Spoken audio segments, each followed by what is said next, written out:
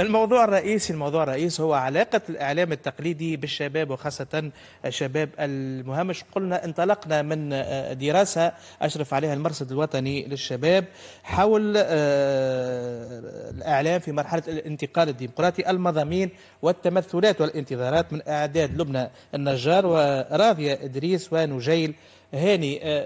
الدراسة هذه ونقاط أخرى في تقرير كوثر بن دلالة، شوفوه ثم نعود.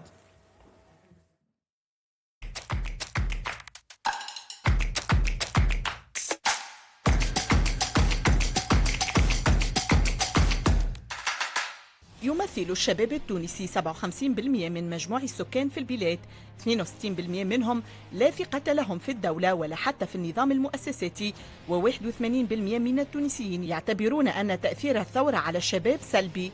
لعل هذه الأرقام والمؤشرات تترجم واقع شباب ثار في 2011، شباب بين الأمل والإحباط، بين الموت والحياة، شباب يرغب في حقه بتقرير مصيره بنفسه. فهل سينجح؟ وكيف ذلك؟ وأي دور لنا نحن كوسائل إعلام في إيصال صوته وتحقيق أهدافه؟ لا نبالغ اليوم إن قلنا إن مواقع التواصل الاجتماعي أو ما عرف بالإعلام الجديد أو الإعلام البديل اضطلع بالدور الرئيسي في إنجاح الثورة التونسية، معطيات تقودنا بالضرورة إلى مراجعة تقييمنا لدور وسائل الإعلام التقليدية، وهل ساهمت في تهميش الشباب وإحداث قطيعة بينه وبين النخب وخاصة منها السياسية.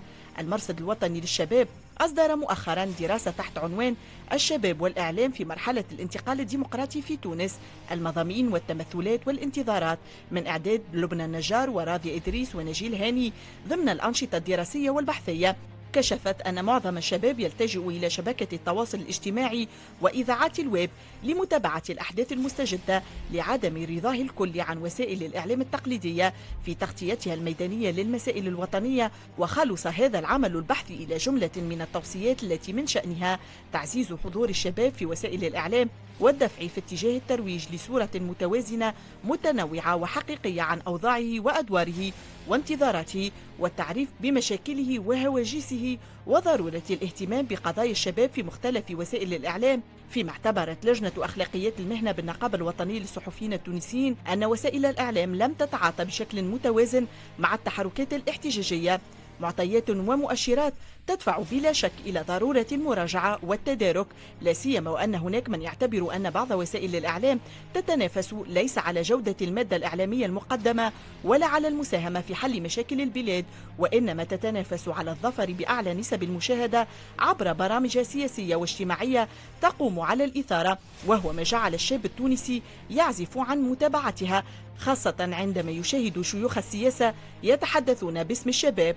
وكنتيجة لمنهج الشو وسياسة الإثارة، وجد الشباب نفسه خارج إطار كاميرا الشاشات وبعيدا عن مصدح الإذاعات. هذا الارتباط الوثيق للإعلام بسلطة رأس المال من الحتم أن يؤثر في الخطوط العريضة والتوجهات العامة لوسائل الإعلام. وفي هذا الصدد دعا الصحفي منذر بالضيافي إلى تفكيك شفرة الانتقال من إعلام كانت تهيمن عليه السلطة إلى إعلام أصبحت تهيمن عليه تمويلات مالية غير معلومة المصدر والهوية. وفي سياق متصل، يعتبر الباحث والخبير في مجال السمع البصري ماهر عبد الرحمن في كتابه أزمة السمع والبصر العمومي في تونس أن الإعلام السمعي والبصري العمومي دخل مرحلة خطيرة من العجز لم يقدر معها على مسيرة المرحلة التاريخية الجديدة للبلاد في عهدها الديمقراطي، وفشل في أن يكون القاطرة المكرسة لحرية التعبير والنبراس الذي يضيء الطريق لتوعية الجمهور بحقوقه وواجباته وتوحيده حول قيم وأهداف مشتركة. في مقابل ذلك يرى البعض أن القول بأن الوسائل التواصلية اطلعت بالدور الرئيسي في إنجاح الثورة قول مبالغ فيه، وفيه إجحاف بالدور الذي نهض به الإعلام التقليدي وأجيال من المناضلين في سبيل نشر الوعي وحفز الهمم، كما أن هذا القول يتجنى على النشاط الميداني للصحفيين ويرصد عاملا واحدا ويهمش بقية العوامل. كان هذا تقرير كوثر بن دلالة يبين أنه الإعلام التقليدي في واد والشباب في واد آخر، وش خلى الشباب يهجر الإعلام التقليدي إلى وسائل التواصل الاجتماعي والإعلام الرقمي والويب والإعلام الجمعياتي وغيرها من أشكال الصحفية الجديدة اللي ظهرت خاصة خلال العشر سنوات الماضية. باش نحكيو حول هذا الموضوع ونناقشوا فيه مع ضيوفنا هنا في الاستوديو زميلنا وصديقنا ولد المؤسسة ولد الشباب وقناة الشباب نزار الشاعري رئيس منظمة تونيفيزيون. مرحبا وشكرا على تلبية الدعوة. شكرا لك يا بعيشك. شكرا لك. وهند العسكري صحفية من إذاعة الشباب وبنت الشباب ومتابعة لمشاغل الشباب يظل. شكرا لك إيهاب للدعوة يعطيكم الصحة. شكرا لك. قبل ما نبداو نناقشوا احنا عملنا كما سونداج صغير على الانترنت في الباج نتاع البرنامج وقلنا طرحنا سؤال: الإعلام التقليدي بعد 10 سنوات هل ساهم في تشريك الشباب أم تهميش الشباب؟ وتشوفوا قدام السونداج بعد 4 أيام 1200 مشارك، 95 يقولوا اللي هو همش الشباب أي بالمئة، و5% فقط قالوا راهو هذا الإعلام التقليدي ساهم في تشريك الشباب خاصة خلال ال10 سنوات الماضية. كي نقولوا نزار الإعلام التقليدي نقصوا التلفزيون، الراديوات، الجرايد، وفي مقابل يعني المنصات الاجتماعية والمنصات الرقمية والإعلام البديل والمنظمات اللي عندها صحف وهلم جر. شنو رأيك في تقييم أولي لهذا السونداج اللي الياتوار يعني؟ هو قبل ما ننطلق في التقييم مباشرة أنا ما نجمش نكون في حصة كما اليوم تحكي على الإعلام وتحكي على الشباب من غير ما أدعو للحرية لزميلنا المصور الصحفي إسلام الحكيري. قد ما نقولوها وشوية مهمة برشا الحكاية، نعرفوا أنه الظروف نتاع البلاد صعيبة برشا ونعرفوا أنه الاحتجاجات هلامات برشا، ما ندخلوش الصحفيين والمصورين الصحفيين في هالإشكاليات هذه، راهم قاعدين يخدموا في خدمتهم في الميدان ومن أجلنا نحن أساسا. الإعلام والشباب موضوع كبير ياسر. الدراسة اللي قدمتوها مهمة، ولكن أيضا في الأيامات الأخيرة كانت منظمة أنا يقظ أي واتش زادة عملت دراسة كيفها تقريبا مع مجموعة من المدخلين في المجتمع المدني، دوتش فيلا أكاديمي ومجموعة أخرى. احنا في تونيفيزيون في المنظمة عندنا وحدة دراسات وعملنا دراسة أكثر تقنية على الامباكت بسيكولوجيك، على كل ما هو انطباع نفسي خلاه الإعلام بصفة عامة عند الشباب. اليوم الشباب التونسي ما يتفرجش على التلفز، ما يتفرجش ولا ما يسمعش الإذاعات، ولكن يستهلكهم أيضا بطريقة مختلفة.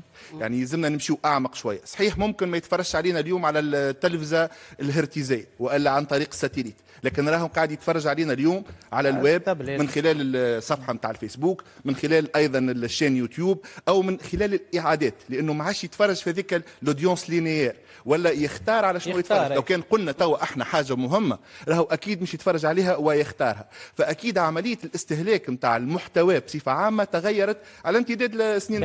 هذا هو اللي لازمنا نبداو به أساسا. هذه المحامل تحكيوا على المحامل انت تو المحاور تغيرت. شوف، ولكن المضامين اللي قدمها الإعلام التقليدي هل هي سيرت 10 سنين؟ 10 سنين شو عملنا؟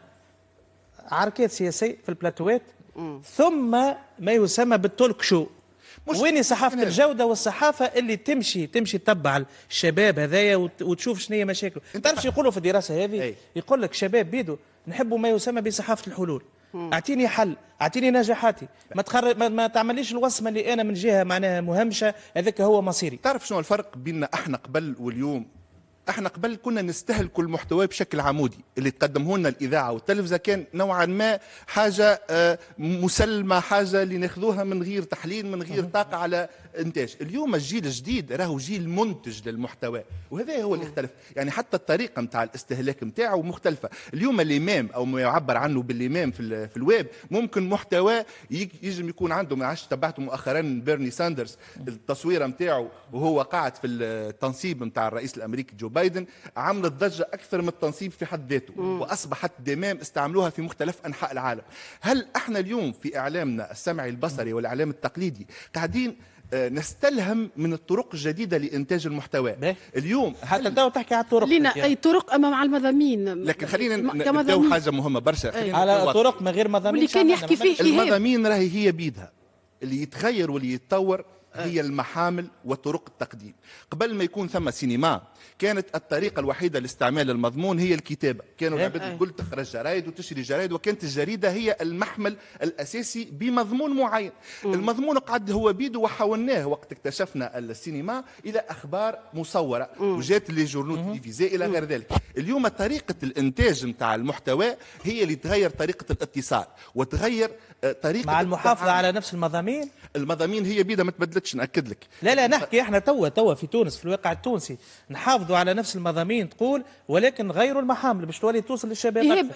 بلا يسامحوني انا لسه نفس الفكره. في نقطة المضامين، خاطر على 1200 سونداج هذه 95% يرى انه الشباب الاعلام لم يساهم في مواكبة مشاغل الشباب. هذا يقصد على الاعلام الكل، الاعلام التقليدي، اي التقليدي بخاصه جرايد والاعلام العمومي. وانت قلت كلمة بكري ايهاب، قلت شو قاعد يتفرج ولا قاعد يتبع في وسائل الاعلام بمختلف الانواع نتاعها، مكتوبه ومسموعه، العرك والمعروك في السياسه. يلزمنا ننسبه هنا ايهاب على مستوى الاعلام العمومي. وانا نتكلم انت في التلفزه وانا في الاذاعه العموميه، معناها زوز ننتسبوا المؤسسات هذوما. ما انخرطناش برشا في العرك والمعروك، وما انخرطناش برشا في تاجيج الوضع. تنجم تفرج بلاتواتنا مهما توصل الى نقاش ما نوصلوش اللي قاعد نشوفوا فيه. وانا كنت نسمع فيك بكري سلماجي وقت اللي تحكي، قلت فما بلاتوات اللي في اعلام خاص، وانا راه مش نتهم في الاعلام الخاص بقدر ما هذا واقع يلزمنا نوصفوه. فما وسائل اعلام في الخاص اللي نصبت نفسها تتكلم باسم اكس ولا تتكلم باسم اجريك. هذا احنا ما تلقاش عنا في الاعلام العمومي. انا على الاقل كي نحكي على اذاعه الشباب وبعد الثوره خاصه، وقت اللي قررنا ان ربما نعمل شويه مراجعات، ولو انه حتى بعد قبل الثوره راه ما كناش منخرطين برشا في جوانب سياسيه. وهي فتحيه كانت معنا استاذتنا في اذاعه الشباب قبل الثوره، ما كناش منخرطين في سياسه، ما كنا نتبعوا في الشباب بصفه كبيره. بعد الثوره صلحنا الكثير من المضامين، لكن اقربنا للشباب. معناها كانوا الشباب ولا غلط واحنا صحاح؟ لا با دي تو. لا يقول ما يسمعش فينا. هذا ايش قال لك هما؟ الدراسات الكل راهو، دراسات علوم الاجتماع، دراسات انثروبولوجيه، دراسات سونداج تكنيك، يقول لك راكم انتم الاعلام الكل التقليدي راكم احنا في واد وانتم في واد. نعطيك مثلا بعض ردود الفعل كي حطينا سونداج مهني. هذا مهني تشريك من اجل تشريك اي ذره ماذا على العيون. امين بارك الله تهميش مع تشريك عرضي للتزيين مناسباتيا. سيمبري ديسبورت لا نرى بمختلف القنوات التونسيه اذاعه وتلفزه سوى طرح المسائل الجانبيه ودعوة السياسيين وغيرهم لمناقشة الخلافات والتفاهات التي لا تفيد الشباب. أنا نحكي على إذاعة الشباب. كل غالطين؟ لا مش غالطين يا إيهاب، نسبوا نقولوا كلام راهو الشباب الكل الساعة، ماهوش الشباب الكل عنده نفس الموقف من كل شيء. هو على مستوى الرفض، راهو الشباب رافض هذا الكل اللي احنا فيه بعد 10 سنين، رافض المنظومة السياسية والاقتصادية والاجتماعية والإعلامية. يلزمنا نسبوا إيهاب أنك تظلم. راهو زاد عندنا مجموعات من المنتجين والمناشطين اللي قاعدين يخدموا وقاعدين يحاولوا يجدوا ويقدموا الإضافة، نظلموهم إذا كان نعطيو الأمور على إطلاقها. أنا معك نقول 10-20% توجهوا فما ماتير وفما مضامين توجه للجهات وتوجه للجهات المهمشة، وعندنا في الخاص والعمومي ولكن ما هو الطاغي؟ شنو اللي ظاهر؟ شنو اللي يظهر؟ فتحي وفما فئات شباب زمنا قداش الشباب اللي يخدم، الشباب العاطل، الشباب المهمش المترفه. شوف اني نحب ننسب نجم نتفاعل راهو الا نخلي الاستاذه تكمل وانا انا نحب ننسب شويه معناها الامور ونقسم الحاجه معناها زوز مراحل. ما قبل 14 وما بعد 14. ما قبل 14 كانت فما اذاعه الشباب وفما برامج معناها تري اوزي نجم وقناه الشباب قناه 21 للاسف قناه 21 وكان فما برامج وانا بيدي كنت نعمل في البرامج. كان فما برنامج اسمه شباب في المرآة، يجيو الطلبه يحكيوا هما معناها خاطر وقتها زاد الفلسفه نتاع البرنامج انه ما نجيبش جمهور شباب باش يصفق، الشباب هو يشارك وينتج ويكون معناها كانت موجود هذا.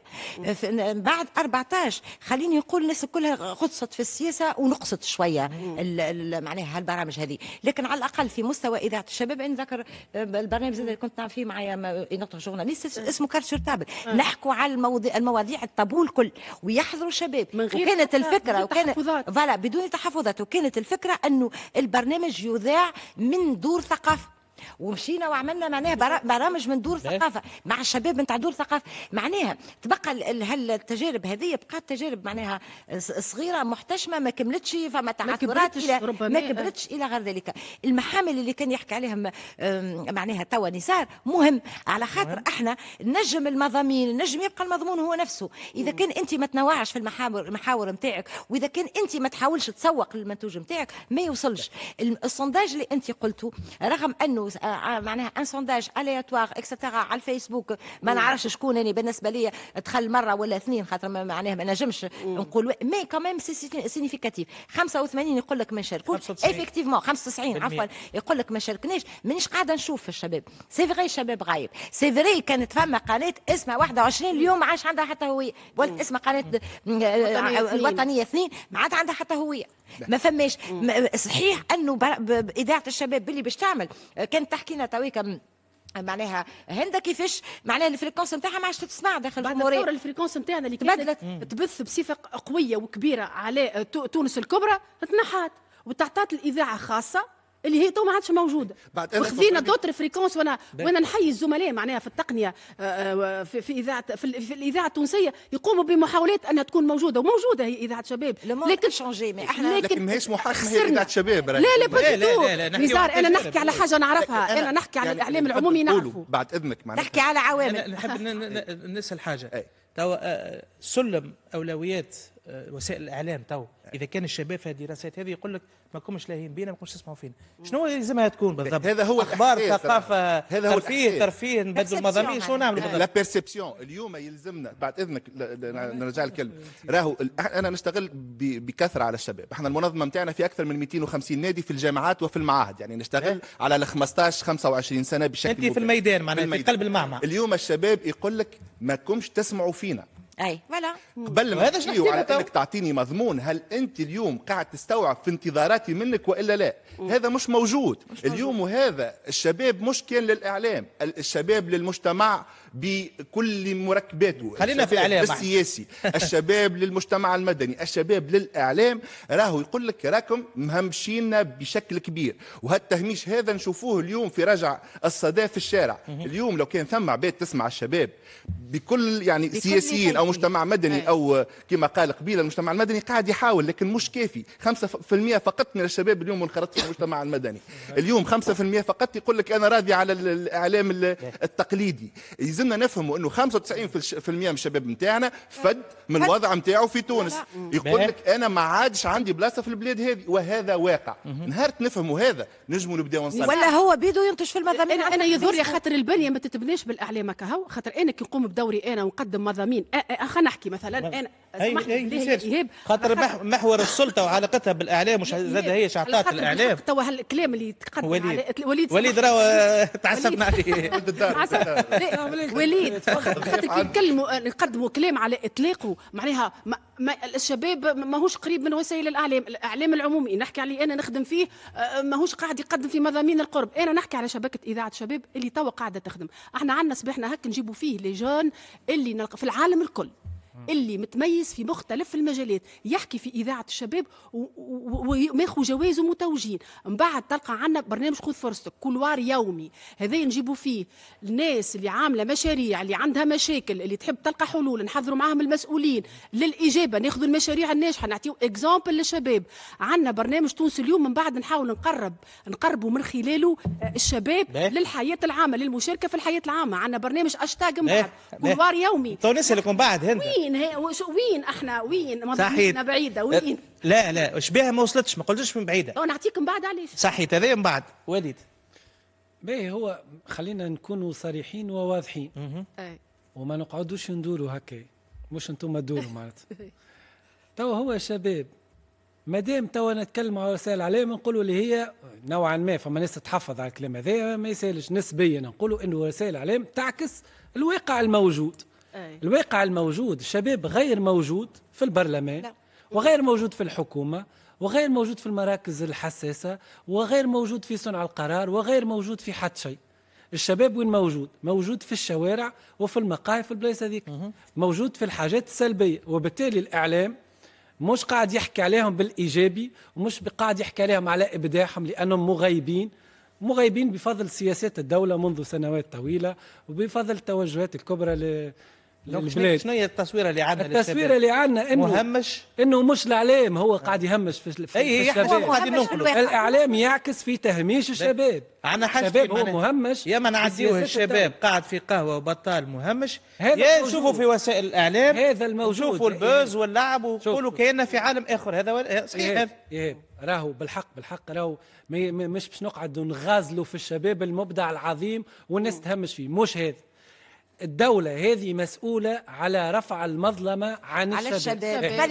بعد ما ترفع عليه المظلمة والشباب ياخذ حظوظه في المراكز الدولة وفي الشغل وفي التنمية وفي حتى في التلفز، هو بيدو يقدم في البرامج في كل شيء، بطبيعتها تتوازن المشهد بشوالي متوازن. نعطيكم اكزومبل بسيط في السياسة. معناها انت حسب ما فهمت الاعلام ما عنده حتى دور في مش ما عنده تقديم حتى هذه دور. الصورة النمطية، معناها هو عكس الواقع كما هو حسب رأيك. الإعلام وقت اللي يولي هو باش يغير ما هو موجود، ننتقل من الإعلام إلى الاتصال، وننتقل من الإعلام الموضوعي إلى إعلام موجه. هما دراسة. والإعلام الموجه خلينا نحكي لك. وليد قال لك الإعلام الموجه الحلول، اعطيني حاجة، علاش ديما توري في صورة نمطية؟ احنا باش نعطيو حلول إيهاب. هما قالوا دراسة مش أنا قلتها. الدولة تعطي حلول يا إيهاب، راهو احنا حلقة من الحلقات. ظهر ليش كان ما نتصورش الشباب كله فاشل. الحلقة من الحلقات. فكرة كمل فكرتي توضح شوي.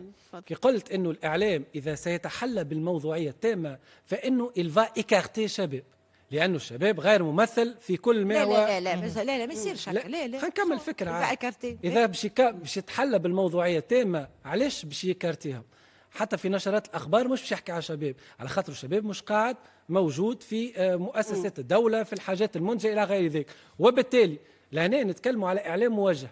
الإعلام الموجه معناتها يفترض أنه يكون هنالك إعلام موجه مثل ما عندنا في الدستور حاجة اسمها لا ديسكريميناسيون بوزيتيف، التمييز الإيجابي، من أجل أنه الجهات المهمشة أو غيره نميزوها إيجابيا على الجهات الأخرى باش نعملوا لا ميزانيفو نتاعها شوية والحاجات.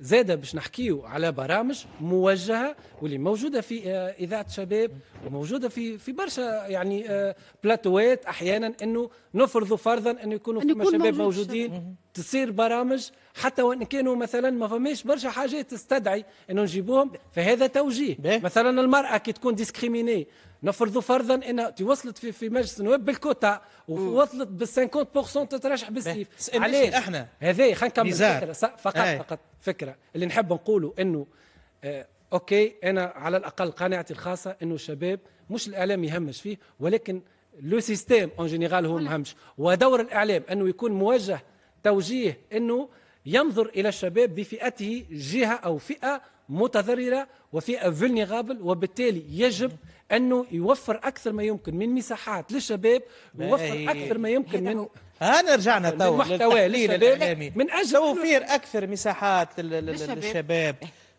تنويع في المضامين الموجهة للشباب، على الرقمي اللي يحكي عليه هو لازم تكثيف الرقمي. ونعرف اللي المشكلة اللي ما توصلش احنا في الإعلام العمومي اللي الرقمي عنا ضعيف ياسر. هذه كلها مشاكل يعني تخلي الاعلام التقليدي. توك النهار شفنا في كندا راديو كندا باش ياخذوا ترخيص التلفزيون الكندي العمومي كل 10 سنين يجدوا في البروجي نتاعهم 80% المراهنه على الرقمي. قال لك الشباب ما عادش تبع فين في كندا، وهذا واقع يعني نهار في كندا في العالم نهار اللي نفهموه هذايا في العالم يا ايهاب يخلي نوليو نجموا نعطيو المحتوى والمضمون اللي نحبوا عليه للشباب نتاعنا. اليوم احنا مثلا اللي قاعدين نخدموا عليه في الشباب نتاع المعاهد وفي الشباب في الجامعات، سيدي قلنا لهم في البلاد هذه راهو واضح حتى حد ما مش يحك لك ظهرك كان ظفرك، ما عملولكش اعلام يشبه لك، اعمل الاعلام نتاعك. وذاك علاش اليوم الاعلام المواطني قاعد يطلع، وذاك علاش اعلام الجمعيات واعلام في دور الشباب قاعد يطلع، وذاك علاش اليوم عباد ولاو دي يوتيوبر. لهم لي يوتيوبر ولي انستغرامور مش الكلهم في صوره سيئه، راهو ثم ناس تعمل في محتوى محترم جدا وقاعدين يوريوا في صوره مشعه للشباب. اليوم هل احنا قاعدين في الطاوله هذه قاعدين ملمين بكل ما يفعله الشباب؟ هل احنا عندنا دي كونت تيك توك مثلا اللي هو واحد من اهم يعني وسائل التواصل اللي يستعمل فيهم اسكو نعرفوا الشباب شنو المضامين اللي يحبها؟ اليوم يلزمنا نبدا. احنا قاعدين ندرسوا في الموضوع. اليوم احنا نحكيوا على ما بعد القفا، نحكيوا على ما بعد وسائل التواصل الاجتماعي القويه واللي الالغوريثم نتاعها اليوم ولاو يسيطروا في سيطره كبيره على العالم. اليوم فيسبوك والا يوتيوب والا جوجل الى غير ذلك قاعدين في اندثار، قاعدين نبحثوا عن مرحله ما بعد هذه. اليوم نحكيوا على بارلر اللي صارت عليه مشكله كبيره الايام اللي فاتت، نحكيوا على يو ميكر، نحكيوا على رامبر، نحكيو نحكيو على اوديسي. خلينا نقعدوا توا في هذوما في الفيسبوك. بعد اذنك لا لازمنا نمشيو الى ما بعد انتظاراتنا هندا. راهو مشكله الاذاعه نتاع الشباب والفريكونس اللي نحوها لكم سا سي فيني. لا وليد سامحني على حاجه اهم بعد سامحني توا وليد قال اذا كان بالله وليد تو قال كلمه، قال اذا كان الشباب مهمش فمن حقنا ان ناخذوا له الكوتا نتاعو في وسائل الاعلام. اذا كان انت عندك اذاعه مختصه اسمها اذاعه الشباب ما تخدم كان على المواضيع نتاع الشباب، وينو اسناد هالاذاعه هذه؟ وينو تمويل هالاذاعه هذه؟ سامحني يا نزار، انت عندك اذاعه مختصه بدورها التاريخي اليوم نحكيو على ما بعد وعندها مستقبل. اذا كنت تعطيها الاليات عندها المستقبل، اذا كنت تعطيها الاليات الميزانيه. على فكره راهو وسائل الاعلام في العالم الكل العمومي والخاص ديما تلقى عندهم قناه خاصه ولا اذاعه خاصه للشباب باش تعمل التجارب الكل. اذا كان ما تدعمنيش بعد الثوره. احنا في 2012 الميزانيه نتاع اذاعه الشباب كانت 350 الف دينار، تو ولات 150 الف دينار. 150 الف دينار معناها يدعمك. سامحني لهنا شكون تحبوا يدعمك؟ رئيس حكومه. رئيس حكومه. رئيس حكومه نهار تحب يتوجه للشباب يطنبك احتجاجات للشباب اختار الاخبار نتاع الثامنه وهو قاعد على طاوله وكادر مسكر ويحكي معاهم باللغه العربيه. هل السيد هذايا فاهم الشباب على شنو يحكي استاذه؟ وانت تحكي لي على اذاعه شباب. الشباب عنده وضعيه اخرى يلزمنا نفهموها. راهو الشباب مفلقط في البلاد. الشباب يحتاج مش نحكي له على اذاعه شباب ولا نحكي له على الاذاعه الوطنيه او يحكي الشباب يحتاج انك تفهمه، انك تعمل له لجان استماع، انك تمشي له، تهبط له للتيران، تهبط له وهو فين موجود. بعيدا عن اعلام قرب. بعيدا عن الاعلام. اليوم ثم شاب هو سامحني الشاب هذا وسيله اعلام معناها تقليديه بين ظفرين ما كانت حاضره في الجنازه نتاعو الا بعض وسائل الاعلام. لا مش صحيح. راديو القصرين شفتها. راديو القصرين شفتها اللي هو الاعلام عمومي. راديو القصرين شفتها. لا مش صحيح. كافي بالنسبه ليك راديو كافي. انت تو قلت حتى وسيله اعلاميه يعني كافي بالنسبه لي. راديو القصرين اذاعه محليه وتحيه للي قاعدين يعملوا فيها. تابع الاذاعه التونسيه. اذاعه محليه. خلينا نقدموا شويه. اذاعه محليه واعي ما اقول. كيف اي اذاعه في الويب. تبع اذاعه تونسيه. اي خدمتها. شفت فيديوهات. شوف احنا ماناش قاعدين نبروا. احنا ننطلقوا من وقائع المهمش اللي بحاجه الى استماع. خليني نسال تحكي لي على دقيقه باش نجيك. الشباب المهمش والشباب اللي مش مهمش واللي يخدم به. لا سامحني اللي يخدم. فما شباب يخدم. الاعلاميين كله مهمش. لا صحيح. الاعلاميين كله صحيح. معناها مرانا مش مشكله كان الشباب المهمش. كما قال وليد مشكله لانه فئات الشباب الكل بجميع اشكالها وانواعها. فتحيه خليني نسال سؤال يا فتحيه باش نقدم شويه. انا في اجنده وسائل الاعلام سلم الاولويات هل موجود الاجنده هذه من الاول فيها الشباب ولا فيها حاجه اخرى؟ كي تقرا انت قراءه المضامين للوسائل هذه في سلم الاولويات ما فماش فيها شباب. ما فماش فيها شباب. بشويه خلي فتحيه. في سلم الاولويات ما فماش فيها شباب. خليني نحب نرجع هوني. هالمشكل هذا مشكل اللي تحكيوا عليه، مشكل السيستم يا خويا ما هواش معناها معتني لا بالاعلام ولا بالشباب ولا بغيره. راهو عودنا هل انه بالنسبه لي انا سالتك على في الاعلام فما نظريه الاجنده سيتينغ.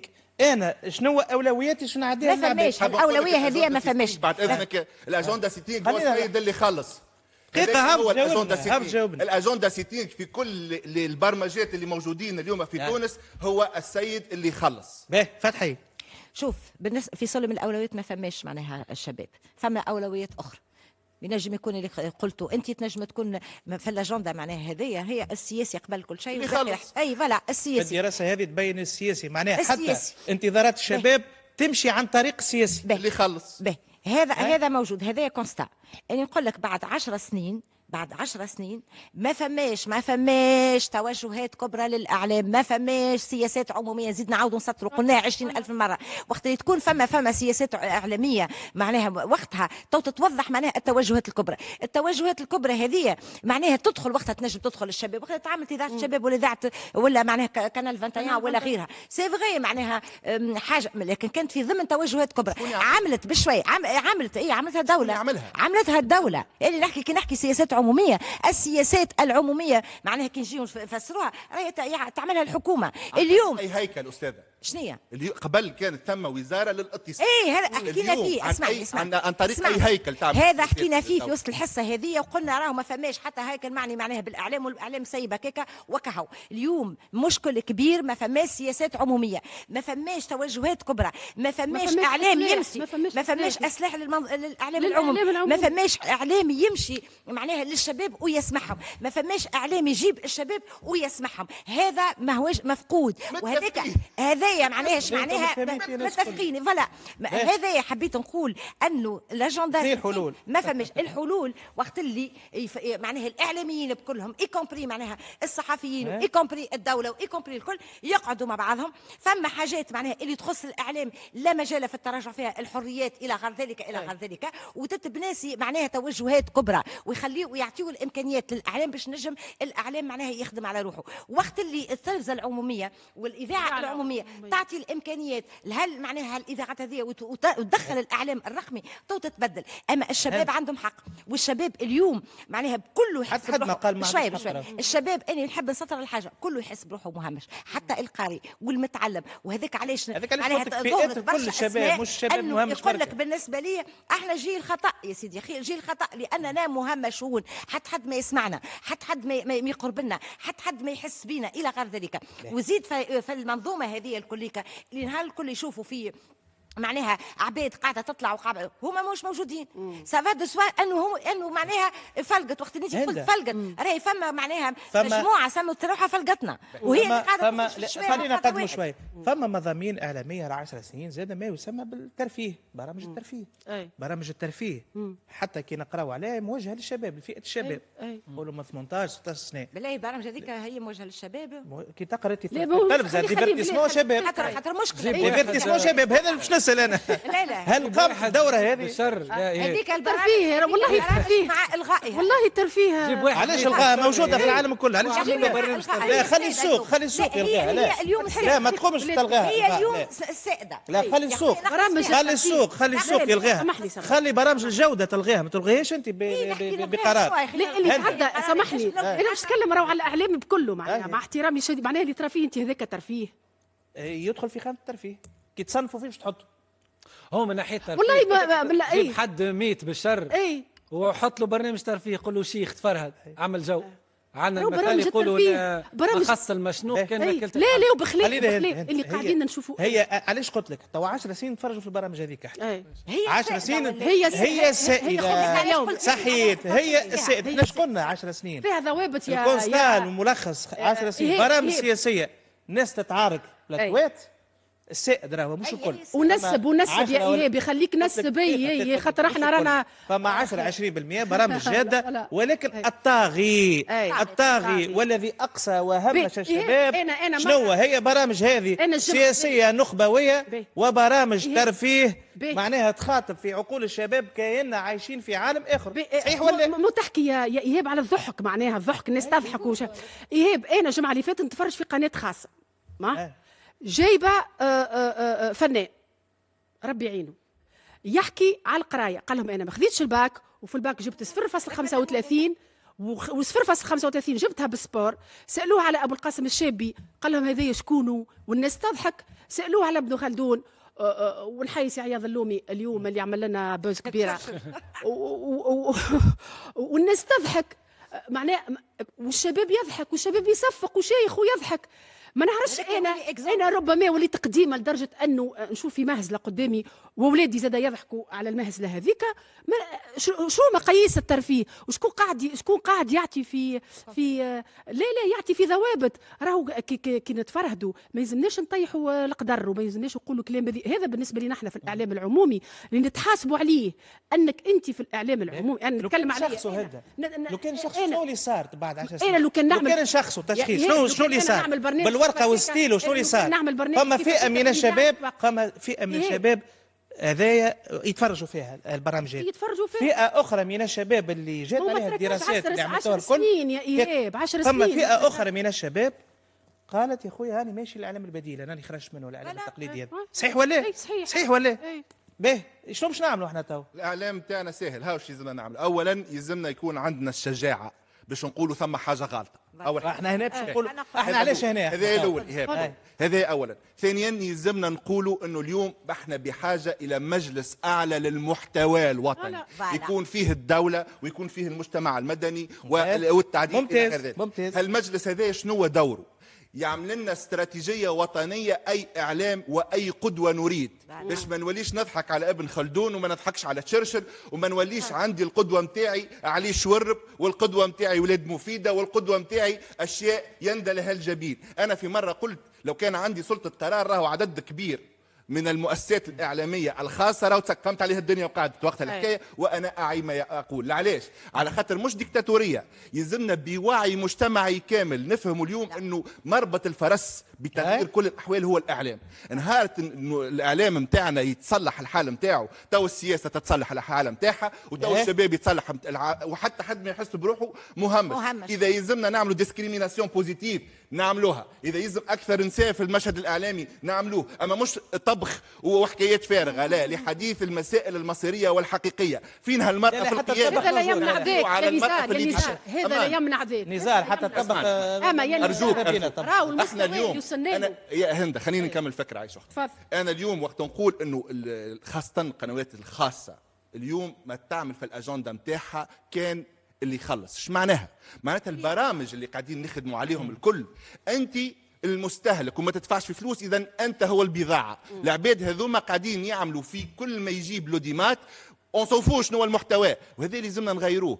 اليوم يلزمنا نحكيو على ليدرشيب فيمينا، اليوم يلزمنا نحكيو على ليدرشيب نتاع لا جونيس، اليوم يلزمنا نحكيو على محتوى حقيقي يلمي اون فالور الحضاره. 3000 سنه حضاره النهار احنا نحكيو عليهم، السياسيين يحكيو عليهم. اليوم تفرجت في مجلس النواب، مجلس النواب كله حكايات على الشباب. شكون اقترح حاجه حقيقيه للشباب؟ شكون اقترح؟ لازم نسال سؤال. تفضل استاذ. اي تو بكري تقول الاعلام الخاص عمل ديفياسيون كبيره وهزنا الى اماكن خلات لعنا لا قيم، لعنا سقف ما لازمناش نفوتوه، ما عندناش ضوابط. اي هو عندك اعلام عمومي، هو عندك زوز تلافز وما شاء الله من غير قادر على المنافسه يا استاذ. وينو الاعلام العمومي غير قادر على المنافسه، غير قادر على المنافسه. سؤالي وينو الاستثمار في الاعلام العمومي؟ هو اعلام وينو عمومي. الاصلاح؟ صلحوه في الميزانيه نتاعك كل عام. انا ميزانيه ماذا يا انا ميزانيه يا نزار؟ مشاكل المؤسسات العموميه قال يا نزار خليني نسالك سؤال. اي انت ولد لا فتحيه فما جمله، خليني فما جمله نحب نسالك مش كيف نزار حالها. خليني نسال فتحيه في الدراسه هذه اللي اشرف عليها كما نذكروا المرصد الوطني للشباب، يقول لك مسائل جوهريه اصبحت اليوم في المضامين الاعلاميه معناها مطالبة، وهي الاعتراف الاجتماعي. هذوما الشباب كي سألوه الاعتراف الاجتماعي بما تنجزه فئة من الناس والبحث عن مزيد من المضامين الإيجابية مثل ما أصبح يعرف بصحافة الحلول. أنا سطرت عليها الاعتراف الاجتماعي. الاعتراف الاجتماعي نقول نرجع عيني الهيجل يقول ان تاريخ البشريه قائم على الصراع من اجل اقتلاع الاعتراف من الاخر. ونا بزوان للريكونيسونس. خلينا نمشيو للشباب تحديدا. الشباب في المرحله العمريه هذه فما معناها كي نرجع للبيراميد دو ماسلو، فما ابار الحاجيات معناها الفيزيولوجيه، من بعد الحاجيات الغير ماديه اللي هي الانتماء، الحب الى غير ذلك، فما توكيد الذات. توكيد الذات هذيك هي اللي فيها الاعتراف. الوغ سي بور سلا هو وقت اللي يحب يتميز بلبسته، يطول لك شعره، يلبس درا شنو معناها اللي يحب هذاك معناها التميز ويحبك ياخذ منك الاعتراف. الشباب هذاك علاش نقول لك معناها الكل يحسوا بروحهم مهمشين، يعتبروا انه المجتمع مش معترف بهم، على خاطر المجتمع يتراوح بين المحافظ والتقليدي وال ما ندري شنو الاخر المتنور ولا ما عرفش ولا الحداثي الى غير ذلك، ولقى روحه اذا كان هو لبس حاجه معينه بحكم المجتمع المحافظ باش يلقى روحه اكسكلو، باش يلقى روحه الاخر مشى في الاتجاه الاخر اكسكلو، الوغ يحس بروحه مهمش وغير معترف به، لا بقدراته لا بآراء لا بحد شيء. كي نرجع زاد نوصل للوسط معناها الاسري، باعتبار انه الاسره هي المؤسسه التنشئيه الاولى، فما دراسات زاد اتعملت ما فماش حوار في الاسره. اذا كان ولدك انت ما فماش الحوار وقت اللي انت تتحاور معه باش تعترف برايه، انت تقول له اسكت انت صغير ايش تفهم انت، اسكت اعمل واحد ولا اجا اعمل لي كذا. اليوم الشباب اللي قاعدين نشوفوا فيه في الشارع والمحتج واللي عمره 18 وعمره 16 سنه عاشوا في امبيونس اخرى، في بيئه اخرى، والبيئه الاجتماعيه تطغى على البيئه الاسريه مهما كانت الطريقه اللي موجوده في هذه واضحه الكونسيبت نتاع مفهوم الاعتراف الاجتماعي. وليد خلينا نعطيك الفصل الخامس بالفصول نتبعوا باش من بعد نتفاعلوا الناس كل مع بعضنا، خاطر احنا قلنا الانطلاقه هي دراسه المرصد الوطني للشباب، ونزار قال فما انا يقض وهما بيدهم نزار في المنظمه يخدموا برشا خدم، والكلها راهو الاكثريه تتلاقى في نفس النقاط، تجديد المضامين، الاتجاه نحو الرقمي، اسمعونا خاطبونا قبل ما تعملوا حاجه. شو يقول لك هنا في الفصل الخامس؟ منظور الشباب لما يجب ان تقدمه وسائل الاعلام التقليديه والبديله. يقول لك يلزم تنتج وسائل الاعلام مضامين وبرامج تتميز بالجرأه والتجديد ومواكبة التطورات ومزيد تسليط الضوء على مشاغله وإبراز النماذج الشبابية الناجحة، لكن ضمن أطر قيمية تبرهن على وجود تناغم سواء مع المجتمع المحلي أو مع المجتمع الجغرافي السياسي والعرقي والديني. كل شيء في تونس حبر على ورق فقط. دراسة من دستورنا لقوانيننا لدراساتنا كل شيء. كان نشوفوا الدستور التونسي ايش قاعد يحكي على الشباب. دستورنا يحكي على الحق في المياه والحق في الدرشنيه والناس الناس مش لاقيه الماء. هذه توصيات. هذا اش قال لك هو مش يحبوا، قال لك هاوش نحبوا احنا تجديد جرأة تطور. عاد انت سالتني ولا هي نكسلي للدستور والماء. اي ما دام سالتني خليني نقول كلمتي. بالنسبه للتقرا اللي فيه جميل جدا بجمال الدستور التونسي، ولكنه هو مجرد حبر على ورق.